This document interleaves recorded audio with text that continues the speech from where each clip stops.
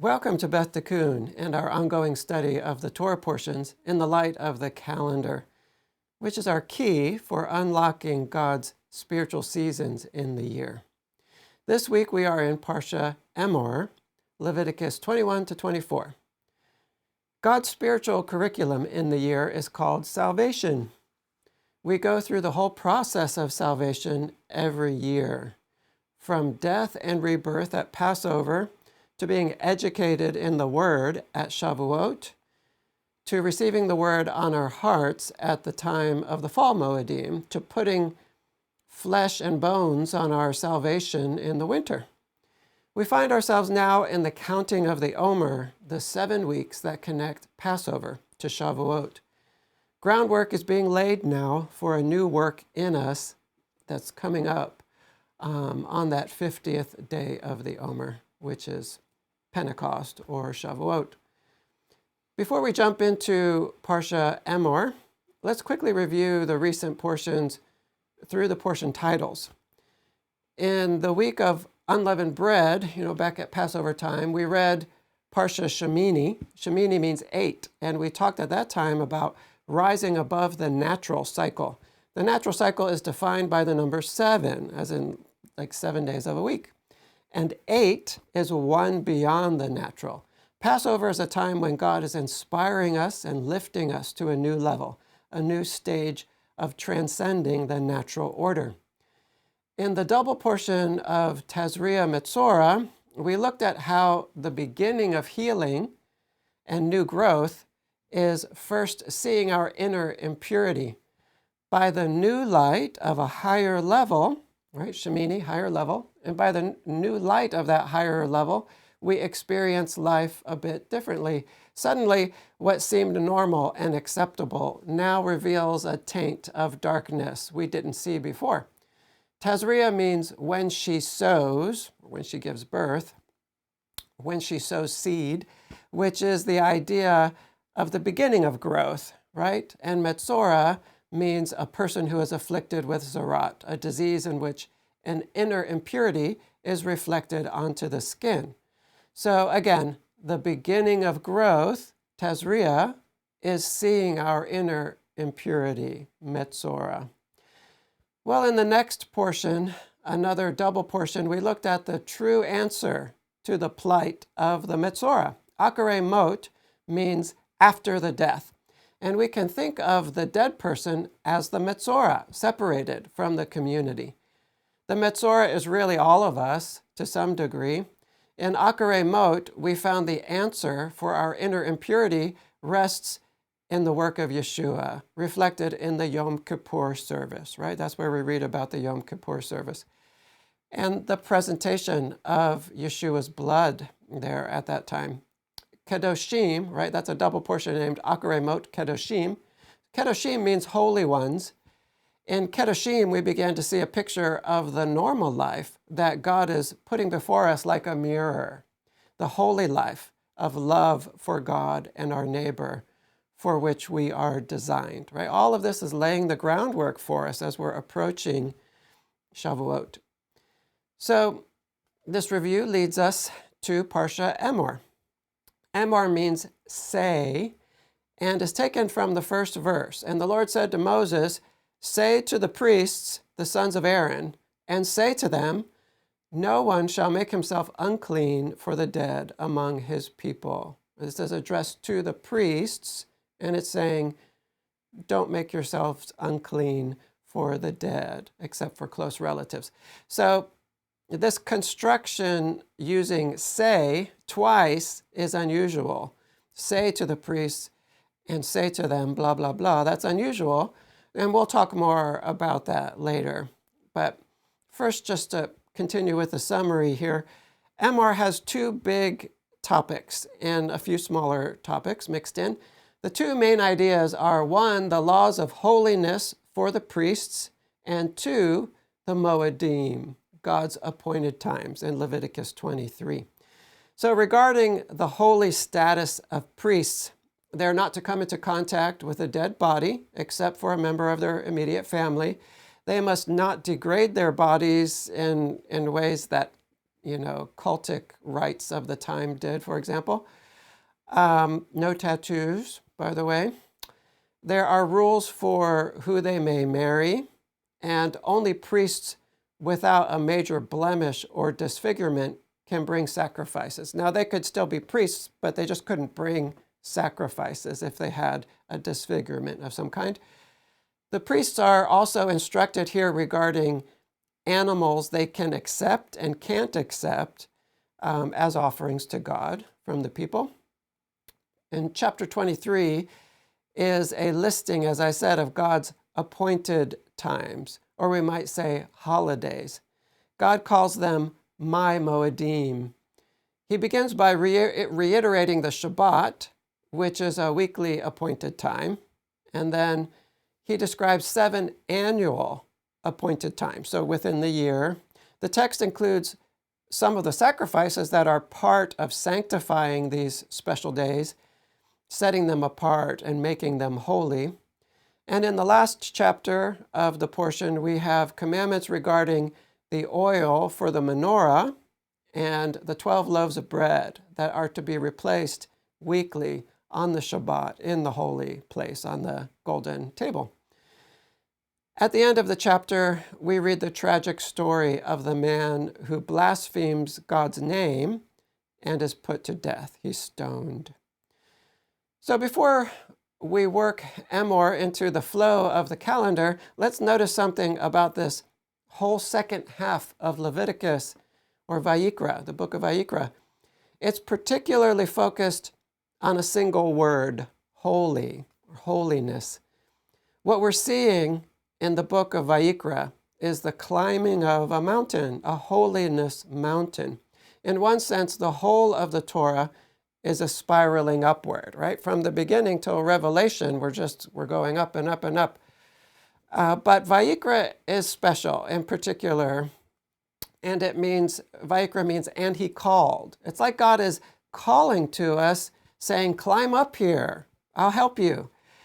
This word holy, kadosh, starts to be mentioned so frequently in Vayikra that a whole section of the second half, most of the second half, has come to be known as the holiness code.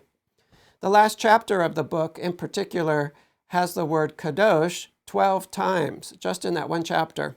And near the middle of these holiness code chapters, we have a whole portion named Kedoshim, which means holy ones. So why are we climbing this mountain through the Torah portions before we get to Sinai in the calendar and before we get to Shavuot? Right? That's when you're supposed to climb the mountain, right? Is when you get to the mountain. Well, why are we doing that beforehand? Well, in the end, this is God saying, this is who you are. Do you believe it? This is who you are. Do you believe that I can help you to get there? This is who you are. Are you living up to it fully? This is who you are. Do you want it? God is holding up a mirror to us before we get to Mount Sinai, and he's saying, get ready. Search through these portions and see where you fall short. Don't look at only the letter of these laws, but look at the spirit of them too, like Yeshua did, right? Yeshua said, the ancients were told, you have heard the ancients were told such and such, but I say such and such. He's going to the spirit of it. And so God's inviting us to dig into the spirit of these many, many laws in Leviticus. And he's saying, lean in, examine, compare to yourself, compare to what you see in yourself, and let your expectations grow.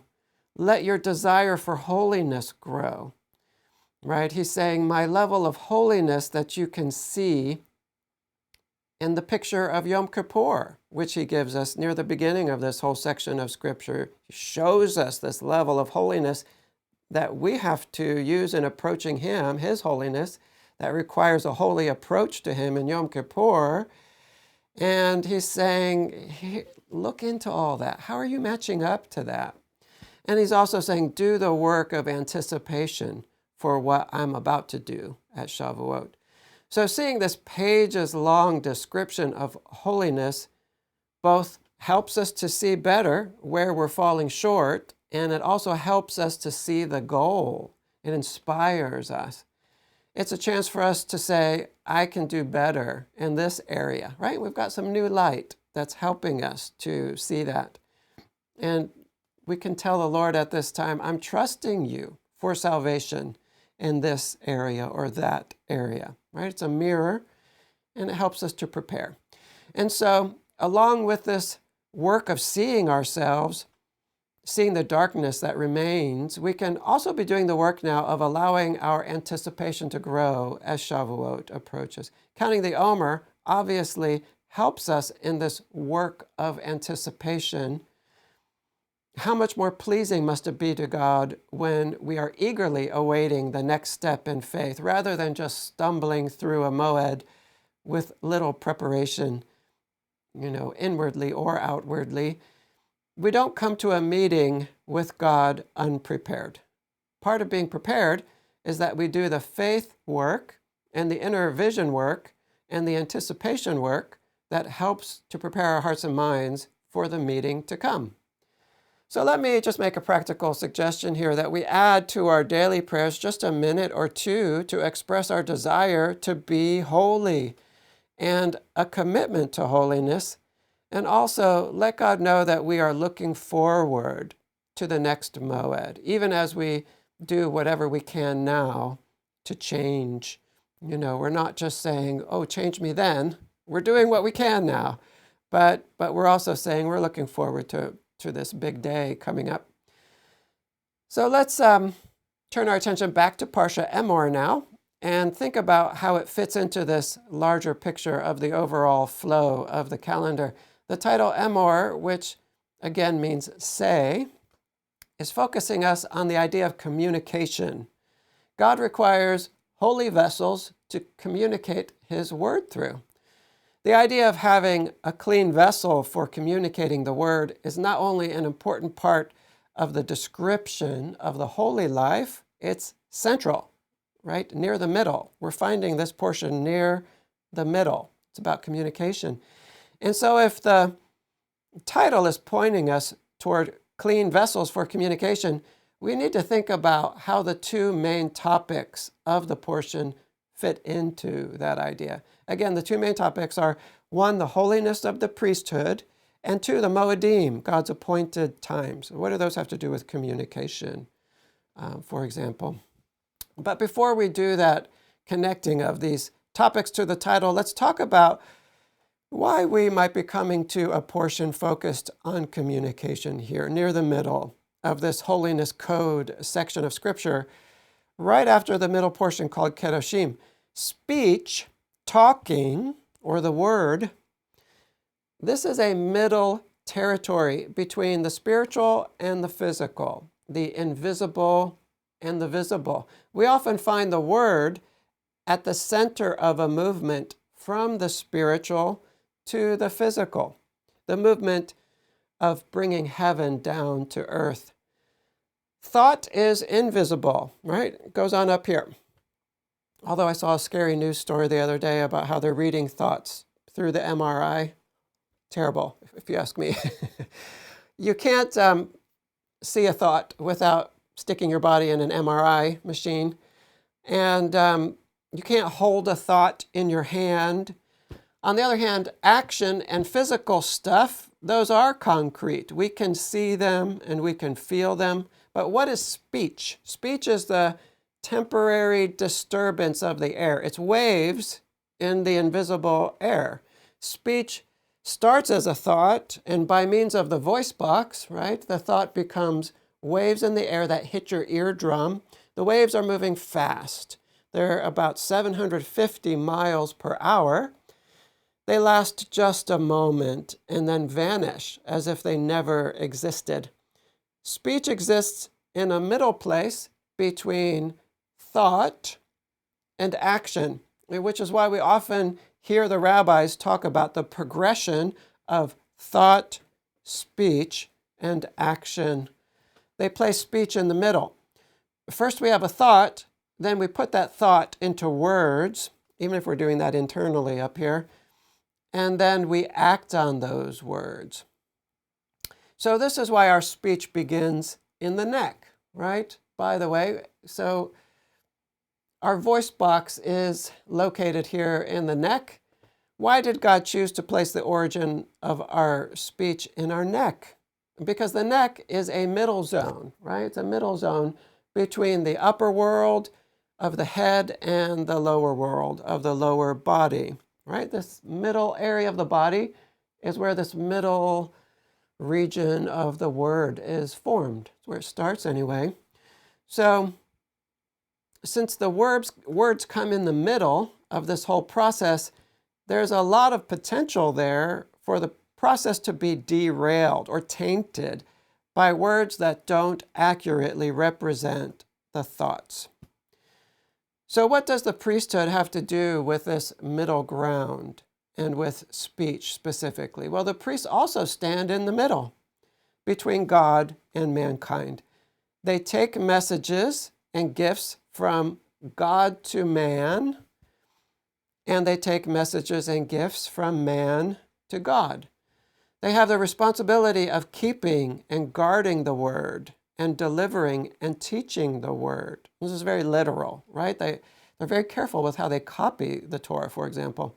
So this is why we're seeing such an emphasis on the holiness of the priests here. The priests have to accurately reflect the speaker behind them, particularly when it comes to how God is represented to the people. The priesthood goes up and down the ladder that connects heaven and earth. Their principal domain is the temple or tabernacle, which is said to be the greatest connecting point of heaven and earth. The priests are the physical embodiment of the word, whose lives are to be one with the message they carry. And as messengers of the word, they are held to a higher standard. We see here in our portion that they have a higher standard regarding such things as, again, contact with the dead, their appearance, marriage, and the physical perfection for the priests who bring sacrifices. And how do the Moedim fit into this middle area of speech and communication and even teaching? Remember, we're talking about the title of this portion, which is Emor, and it means to say. We've just seen that the priests need to be holy because of their critical role as a mouthpiece transferring the word. They must be clean. But why do we have the Torah's most comprehensive list of commandments tied to the calendar here in this portion? Well, the answer I'm going to give here is that the work of the priesthood is intimately tied to the Moedim. We can almost say that other than the Torah itself, God's special days are the greatest tools the priests have for doing the connecting work God has entrusted to them. So much of this connection between heaven and earth happens in the context of the Moedim. So Moedim can literally be translated appointed meeting rather than appointed time. It carries the idea of meeting, right? Two things, meeting, connecting.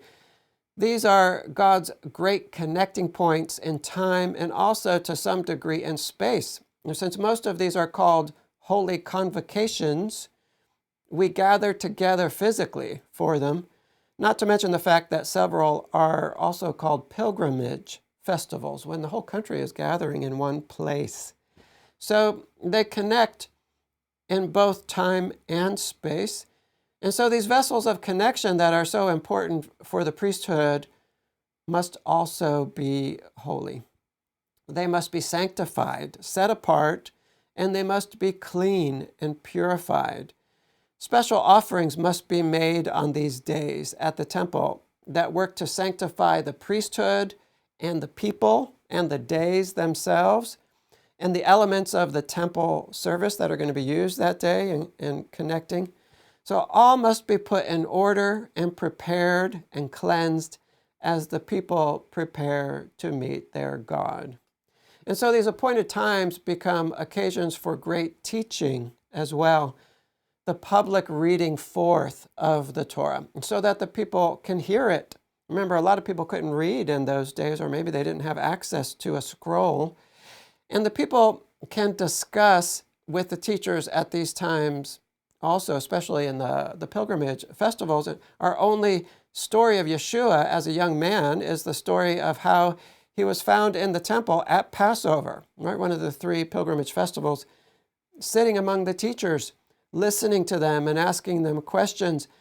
And apparently he was doing some teaching of his own, seeing that the teachers were amazed at Yeshua's understanding and his answers. Well, let's remember, too, that the hill upon which God chose to build the temple is called Moriah. And one translation of Moriah is, "The Lord is my teacher," right? From Yorah, the same root as Torah, which means instruction. So God's house is to be a place of learning, a school. It's a schoolhouse, and also a house. And the priests who run it are to be teachers. So we find this connection between this teaching function of the priests and the Moedim and the Haftarah reading for this portion from Ezekiel 44. Ezekiel is speaking about the priests in a future temple, probably the 3rd temple. And the text says this: "They shall teach my people the difference between the holy and the common, and show them how to distinguish between the unclean and the clean." Right? So that's the priestly function of teaching is mentioned there. And it goes on, "In a dispute they shall act as judges, and they shall judge it according to my judgments.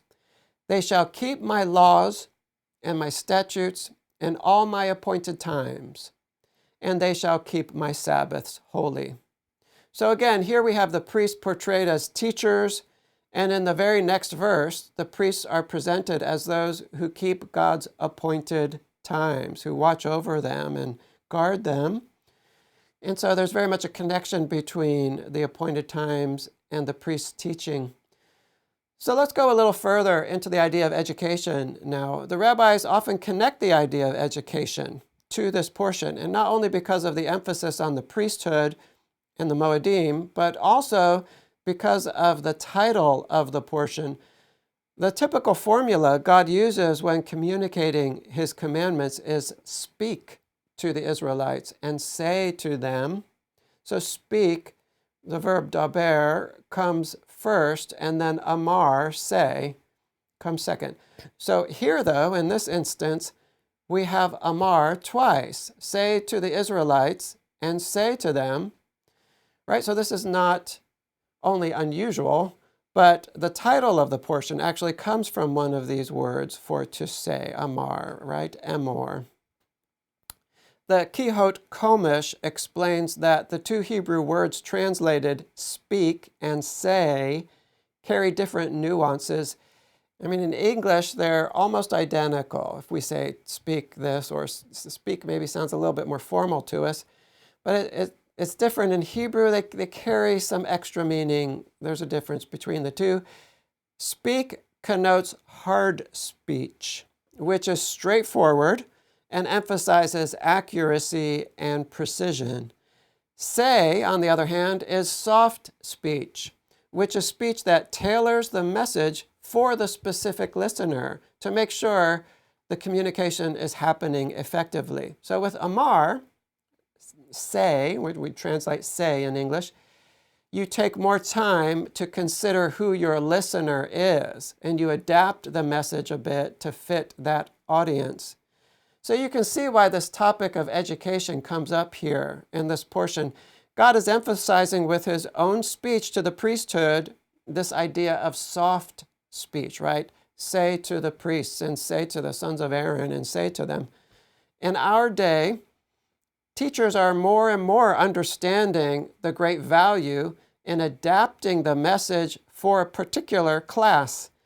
Some master teachers will even give their students personality tests, and they'll adjust their teaching style based on the result if a particular class leans pretty far in one direction or another. So to some degree, teachers in most schools are in a really tough position because we're putting 20 or 30 students together in one class. And there's only so much you can do in such a situation. But that's a topic for another time. But I want to share a few practical ideas from the Kihot Komish. Now, the Kihot Komish is a free downloadable commentary drawn from Rabbi Schneerson's teachings And it's available on the Chabad website, and I'll put a link to that below the video here today, along with a link to an outline. So first, the commentary says that we are to be a kingdom of priests, right? All of us are priests to some degree. So we all have a responsibility to each other to educate each other. It goes so far, this commentary based on Rabbi Schneerson's works, his teachings, it goes so far as to say that whenever we see in someone else a behavior or attitude that is in need of edification or correction, we are by divine providence being placed in the position of teacher. Now we have to be really careful, with this. We aren't to be generally going around correcting everybody, right? But if we keep this idea in mind that we are to be teachers for each other, we might have enough presence of mind to nudge this way or that way, even, maybe without using words. And there are those situations where we might be able to actually bring a direct word that helps to guide someone toward a more balanced view. But on the receiving end of that, we also need to develop the kind of humility that can enable us to receive loving criticism. So beyond this application to Israel as a kingdom of priests, Rabbi Schneerson says that education in every context must be carried out primarily with soft speech. He says that we must be able to empathize fully with our charges, our students, and tailor our style accordingly. And I find this interesting. Rabbi Schneerson says that the essential ingredient of effective education through soft speech is praising the student. The commentary continues, all our potential students possess infinite latent good. By praising the good, we draw these positive qualities out of them, thus allowing them to actualize their potential to a far greater extent than they could have done by themselves. So to be sure, this is the commentary still, when we assume the role of educator, we must be fully aware of the spiritual state of those whom divine providence has placed in our care, assessing their failings and shortcomings, honestly and objectively. So the commentary is saying, well, yeah, we have to be realistic about what we're seeing. And, it doesn't always match up to the ideal. And it goes on, however, we must at the same time give them the benefit of the doubt, attributing their misdeeds to the circumstances of their lives. Judging them in this way does not absolve them from the guilt of having succumbed to temptation, because God only places people in difficult situations if He has given them in advance the necessary strength of character to overcome such situations. So it's saying there, we're not absolving them. God wouldn't even give them that temptation if He didn't also give them the strength to come through that temptation successfully. And it goes on, if they fail to do so, it is because this God-given inner strength has not been allowed to manifest itself as it should.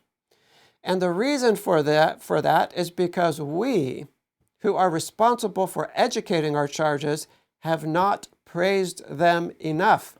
Had we used our soft speech as much as we should have, we would have elicited our charges' latent potential and inner strength.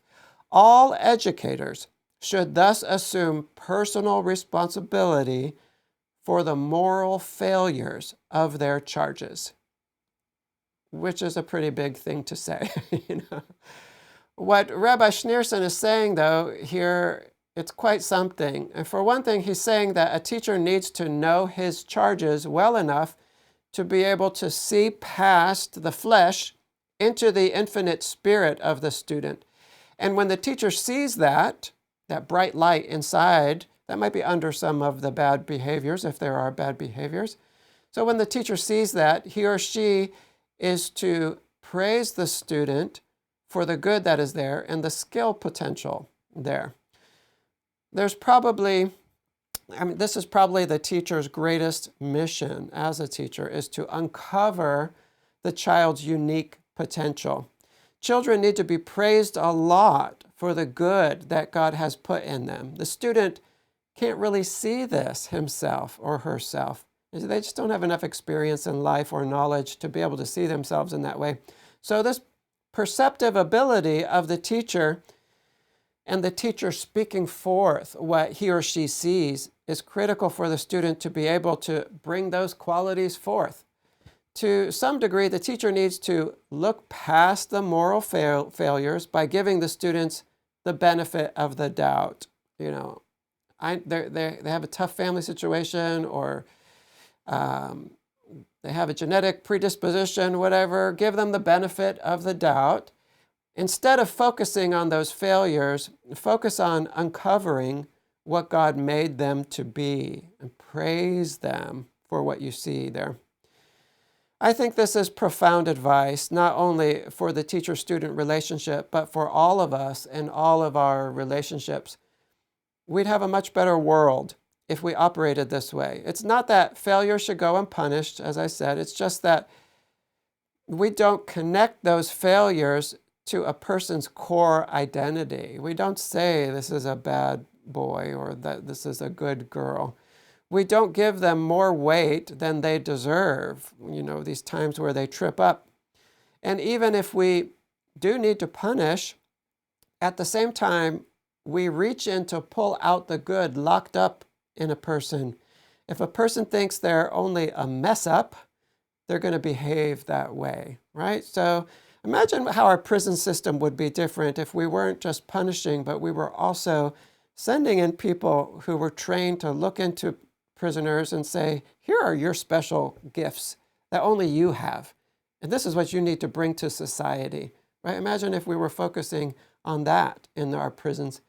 Well, let me just tack on here that the Moedim are a great opportunity for parents to teach their children, right? The Moedim are great opportunities for this teaching. The holidays are very memorable and impressionable times for kids, especially. They are special days set aside for not only interaction with God, but also interaction with the family. And this education at the Moedim is particularly a male role, an opportunity especially given to men and fathers who stand in the position of priest for the whole family. Fathers need to do the work of having the communication channels to God open, right? They need to be open this way. And they need to do the work of transmitting to their wives and children what they receive from God, right? So the channel needs to be open this way also. They stand in the middle between God and their families. So let's turn now to the second big topic in this portion, God's appointed times, or Moedim. Obviously, the Moedim are a key component of this whole spiritual seasons teaching series. And that's because God's appointed times, this yearly progression, they are one of the most important keys for unlocking all kinds of deeper insights into how God saves and how we grow in Him. Truly, the calendar is a Rosetta Stone of sorts. Anciently, the tribe of Issachar was known to have many of Israel's greatest Torah scholars. We're not told much about their specific knowledge, except this one reference in 1 Chronicles, where it names, what it's trying to do in that portion is name men who were sent from the different tribes to David at Hebron to make him king over all of Israel. And it says this, of Issachar, men who had understanding of the times to know what Israel ought to do, 200 chiefs and all their kinsmen under their command were sent to David. So here we're told that this tribe, known for their Torah scholarship, had understanding of the times. And this is understood to mean the calendar. The calendar. So there's a lot of power here in the progression of the Moedim for understanding. And these days are not just for the Jewish people. These aren't called Jewish holidays. The text calls them God's appointed times, the Moedim of Adonai, of Yod-He, Vav-He. So when we're talking with people who are not familiar with the Torah lifestyle, it's probably better to not say this is a Jewish holiday. It's probably better to say this is a biblical holiday. I don't know if that's offensive to you, though. Maybe you can't help but offend sometimes. Another foundation stone for approaching the Moedim is the understanding that these are not just days on which we are to remember historical events, right? We're not just remembering historical events. And they're not just agriculturally based either, like bringing first fruits and celebrating harvests. They do include these elements of remembering events and of these agricultural connections. The Moedim are appointments with God in the calendar. They are times to meet with Him, times to both give to Him and receive from Him. Each of us prepares to meet God personally on these days. God not only wants to spend some time with us on the Moedim, but He also continues His work of salvation in us on these days, a deeper and deeper work. And, of course, it's connected to the historical events as well. On Passover, He's doing a work of freedom in us. On Shavuot, He's doing a work of bringing the Torah to us on a new level. And so it goes way beyond just the historical. He's doing that same work in us now. And it's our choice. It's our choice as to whether or not we want to show up for these meetings with Him. So in practical terms, how do we come to the meeting? How do we meet Him? How do we show up? Well, we mentioned earlier that that there are ways we can prepare, both mentally and practically, so that we can be ready. We can do the work of believing and anticipating God's work in us on these days, for one thing.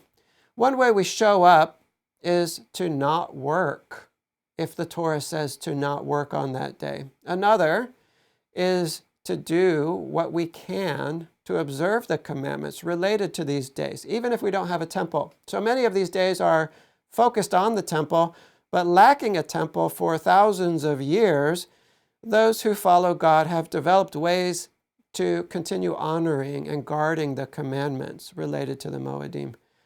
Prayer replaces sacrifices, for example. We guard the commandments by doing what we can now. Another way we show up for these meetings is by taking at least a little time on these days to be quiet and listen, some time to pray on our own, some time to maybe think about our priorities and reassess and recenter ourselves in God. And we also make the days special, holy, through special food and our best clothing and public prayer. Regarding the food and clothing, we don't bring to God our second best. We read in this very Torah portion about bringing God only our best for the sacrifices. These days should not be like every day. We make them special. So we have different ways to make them special, and that includes what we eat, what we wear. So if at all possible, take these days off of work. There are exemptions for certain occupations like medical field occupations and police and fire, all of that. But if at all possible, take these days off of work. Maybe you have some vacation time saved up if you're blessed to have that kind of a job. What better way is there to use vacation time than for the Moedim? Like with a weekly Sabbath, one of the things we say to God through keeping these days holy is that we trust Him above everything else for our provision. He is our provider, not our own hands, our own minds, our own abilities to make money. In 1 Corinthians 3, Paul tells the Corinthians that they have everything. He says, you have everything. I think what he means is that as followers of God through the Messiah, we have everything that matters, everything that will survive the test of fire. So don't worry if you're not accumulating stuff as quickly as some others. If at all possible, take these days off and honor them according to the commandment. When we just blow through these days as if they don't exist, we're missing something foundational for life. In a sort of selfish sense, these days are a foundation stone for our spiritual well-being, and it is from our spiritual well-being that most of our physical well-being springs. But it's deeper than that. Rabbi Joseph Soloveitchik says that God actually infuses different times with certain characteristics, different personalities.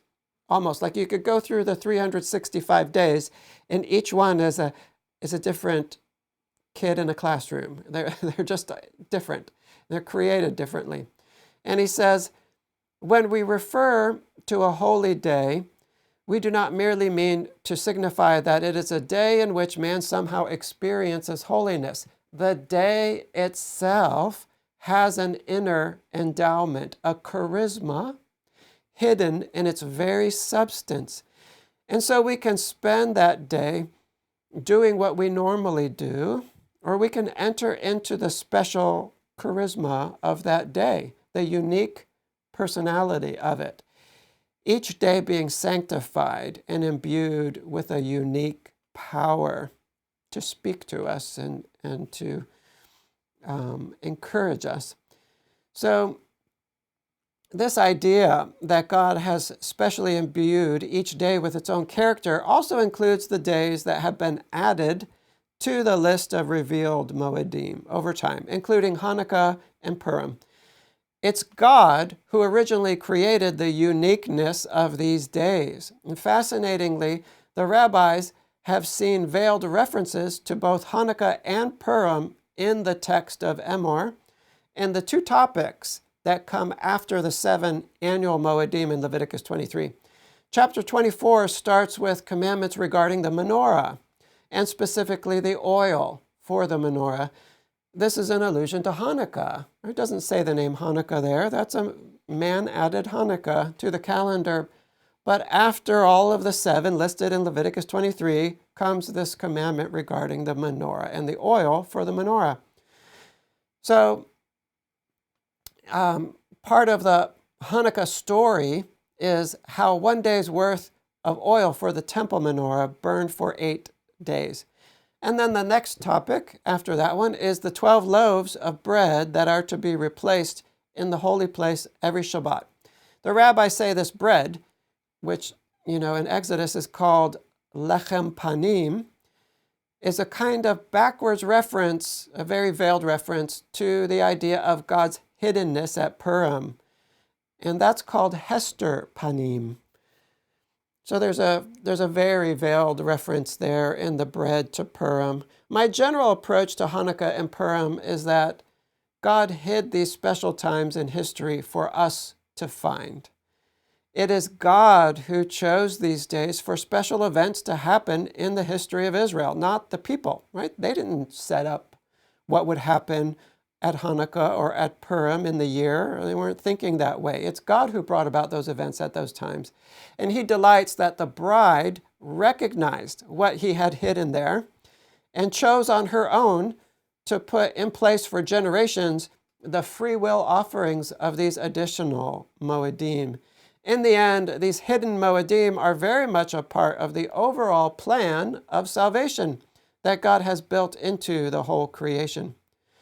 So lastly, on this topic today, let's note that we find here in this portion the actual commandment regarding the counting of the Omer. This is where we learn about the Omer, counting the Omer. Of course, we are now in the midst of doing just this, counting 7 sets of 7 after Passover, 7 weeks to Shavuot, which is the 50th day. Emor, the name of our Torah portion, sounds a lot like Omer, the two differing in the exchange of an aleph and an ayin. And at least this year, we are now crossing through the middle of the counting of the Omer as we are reading Emor. The Omer and Emor, I don't know if I can say that very many times, but the Omer and Emor have some kind of essential connection.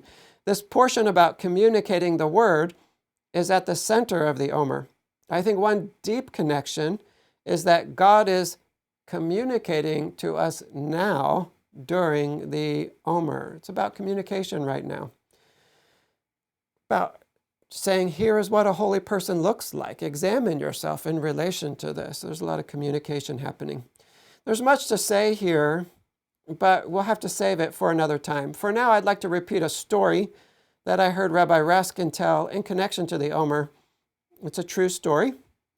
Rabbi Raskin says that during the Omer, we are being enabled to rise from a low place to a higher place.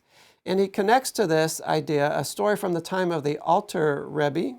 Alter means older, the elder Rebbe, one of the Lubavitcher Rebbes who lived in the 1800s in Lithuania and Russia. The Alter Rebbe was trying to buy a Jewish man out of prison, which was something you could do back then. So you can imagine that many would have been falsely imprisoned as a form of extortion.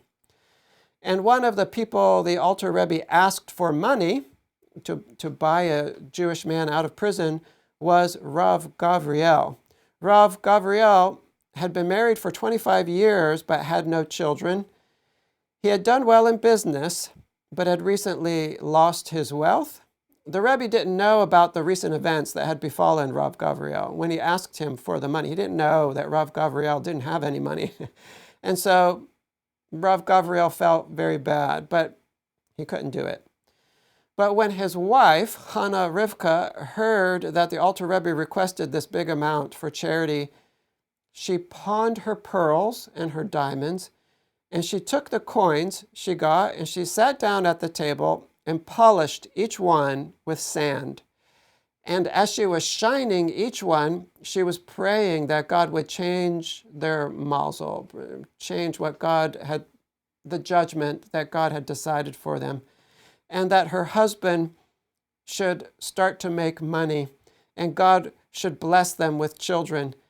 She took all the shiny coins and wrapped them up in a beautiful bag, gave them to her husband, who brought them to the Alter Rebbe. And when the Alter Rebbe saw these sparkling coins, he asked Rav Gavriel where he'd gotten coins like that from. And Rav Gavriel explained his situation and how his wife had pawned her jewelry. The Alter Rebbe put his head in his hands for some time. Then he said to Rav Gavriel that Hashem was going to bless him with long years, with children, and with great wealth.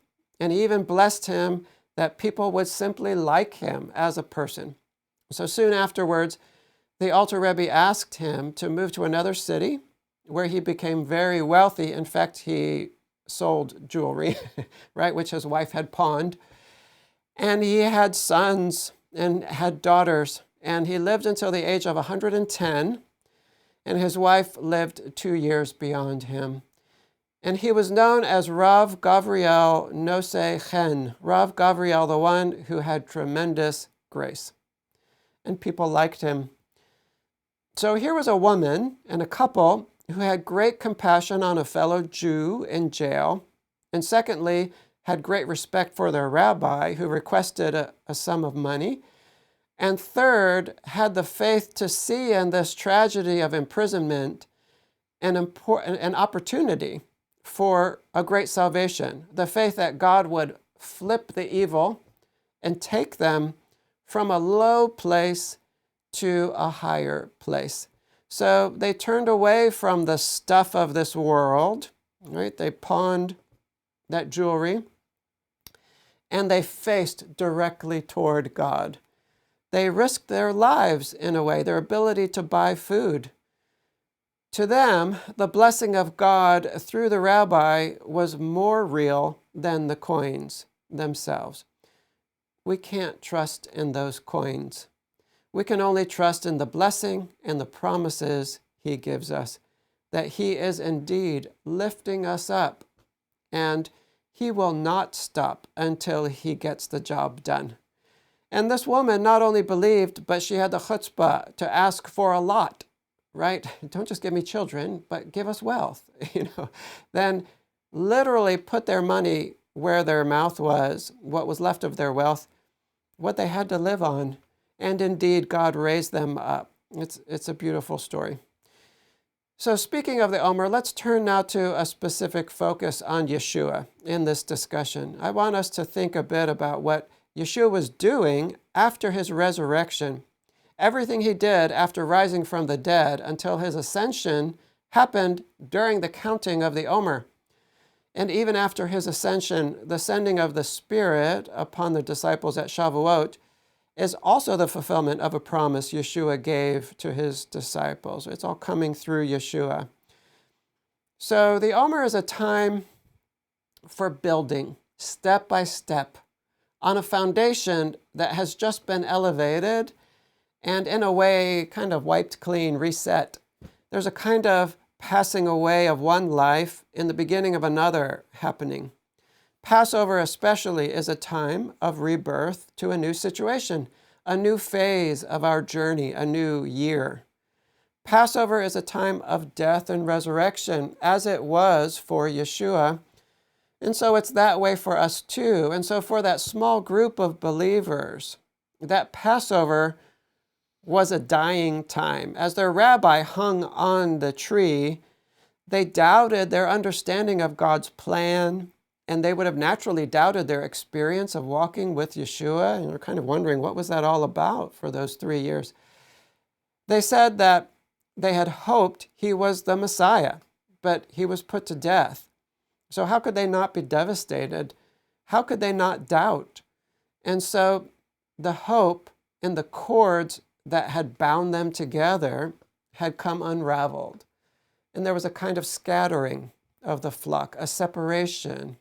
And separation is death, right? So what happened in the flock at Passover was a dying.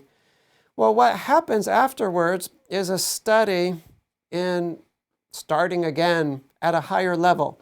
During the Omer, Yeshua, 1, puts the flock back together, 2, opens their minds to a deeper truth, 3, gives them their mission in this world, and 4, he empowers them to do it. It's a remarkable sequence of events. This is what it looks like to ascend to a higher level with God through Yeshua. So first, Yeshua appears to his followers. They doubt that it's him. He sees their need for tangible proof, right? They're in a kind of childlike state. They're in a state of having been reborn, and he sees that they need tangible proof. And he gives them what they need in that moment. And he gently reproves them. But he says, here, look at these scars. And they believe. In the case of Thomas, Yeshua even allows him to touch his scars. So doubting Thomas is the only one Yeshua invites to come that close to him. Yeshua knows that they are like newborn babes in a new world, a different reality. When he rose from the grave, the old world passed away. And so he doesn't deny them the tangible evidence they need. He gives it to them, though he also says, blessed are those who have not seen and yet have believed.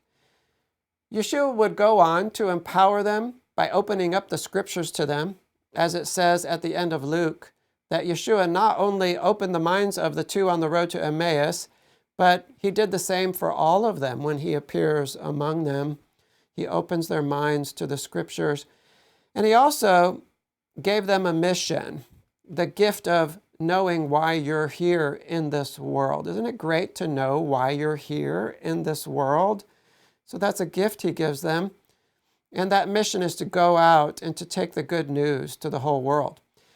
And he has a special commission for one of them who also needed a little healing, Peter, who had denied him 3 times. Yeshua graciously and wisely allows Peter to profess his love for him 3 times, and each time undoing one of those denials. And each time, Yeshua gives Peter a special 3-step mission. Feed my little lambs. The Greek word is little lamb. Feed my little lambs. 1, tend my sheep. 2, and feed my sheep. 3. So I think in that moment, he's taking Peter from this low place of shame and the guilt that separates, and he's removing that guilt, but also raising Peter up to be the first leader of the believing community, making him the shepherd who will lead while the flock is young like lambs, and the leader who will continue to shepherd through persecutions, right? Tend my sheep. And the leader who will feed the sheep as they begin to require adult food. Feed my sheep. So Yeshua is providing a leader for the flock. He's making a thorough provision for the young body as they begin a new life, everything they will need. And this provision includes the sending of the Holy Spirit, which involves him first breathing on them before he ascends, and then later the sending of the Spirit at Shavuot. So the first, the breathing on them, apparently seems to transmit a kind of authority unto them. And the second comes with the power, right, at Shavuot, comes with the power they will need to speak forth the word effectively and with miraculous signs to help people believe their message. So my main point here in looking at what Yeshua did during the Omer period is, well, first of all, he's raising them up to a new level. And secondly, it's that God will provide what we need to walk at a higher level. He does so through Yeshua. We will lack nothing that we need.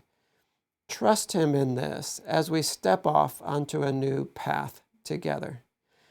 Well, that's all for today. Thank you for listening. There's a link to an outline of this teaching posted below, and I'll also put a link to the Kihot Komish there. May God bless us to be people who long for and who attain holiness. May we grab hold of our charge to be a kingdom of priests. May we find life in the Moedim.